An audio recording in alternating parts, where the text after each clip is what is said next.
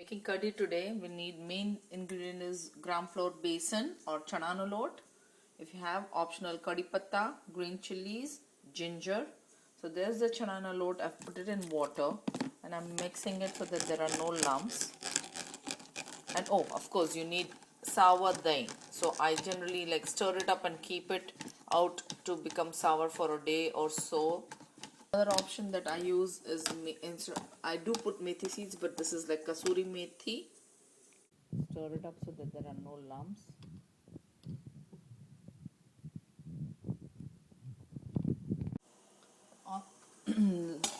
The way I was taught is half oil, half ghee, but like hardly any oil, like less than half a spoon. Little ghee. You can just do it with oil also. Rye, that's mustard seeds.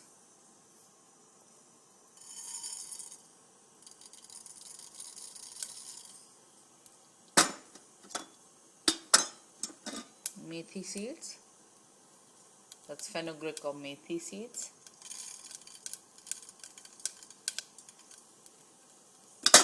I put a lot more because I like the taste of methi. And then cumin seeds, jeera.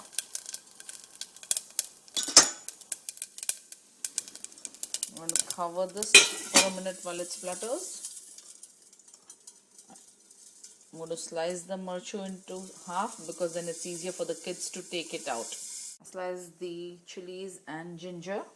See, it got burnt a little bit.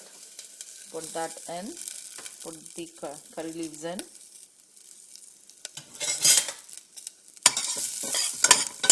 Got a little burnt.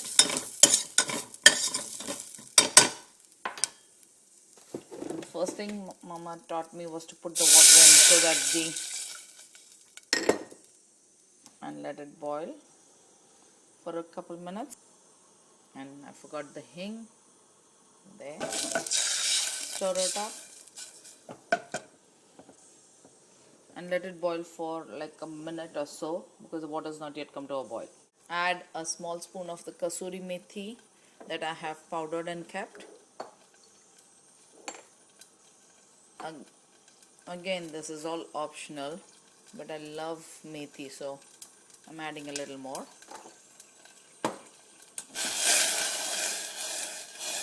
Just stirring it up so that it all gets simmered in the water. And the chana load that I had mixed, the besan, gram flour. Once this is boiling, just add to it. The main thing is to keep stirring so that no lumps are formed. You can see that it's already starting to stick and thickening. So I'm going to add a little more water.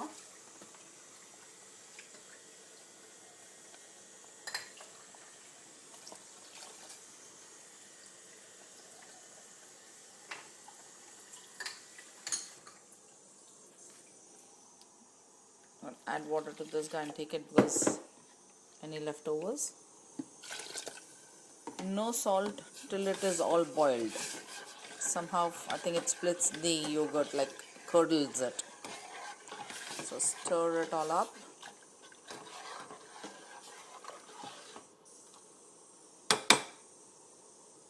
And let it cook for about a minute.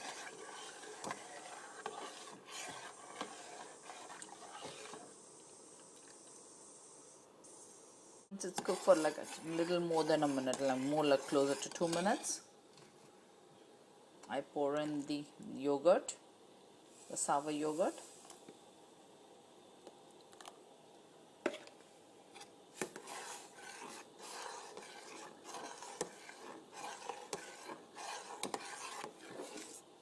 Let it boil on a slow flame. Do not use the corning thing because it retains heat, and so even when it starts to boil, it will start to overflow like your milk when you boil milk. And with the corning thing, even if you shut the gas off, it will still overflow. So you can see that it's rising up. I'm cleaning this guy and adding that water too, because the curry was a little too thick, I thought.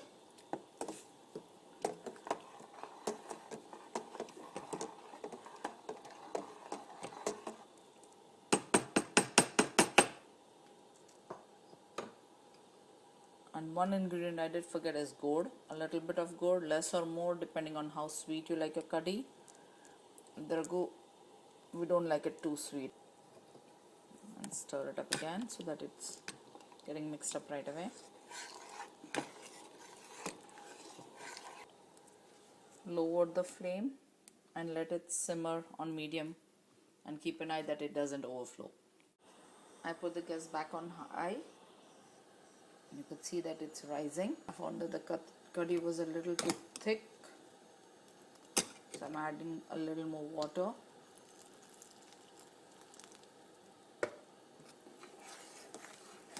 The water is according to the consistency.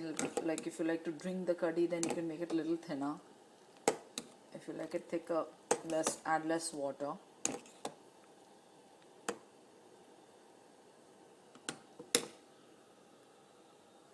Lower the gas back again to medium and let it simmer. And now that it's nearly cooked, I'm adding the salt.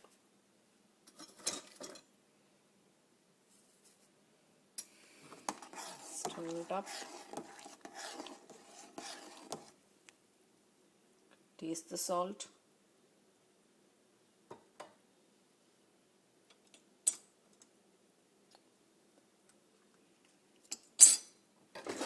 Just a little more.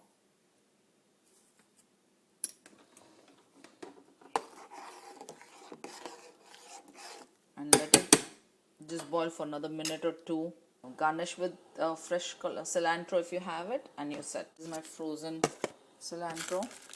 So when I buy a whole bunch, I just chop it, clean it, chop it, and freeze it up and use it as needed. I'm like to the last bottom.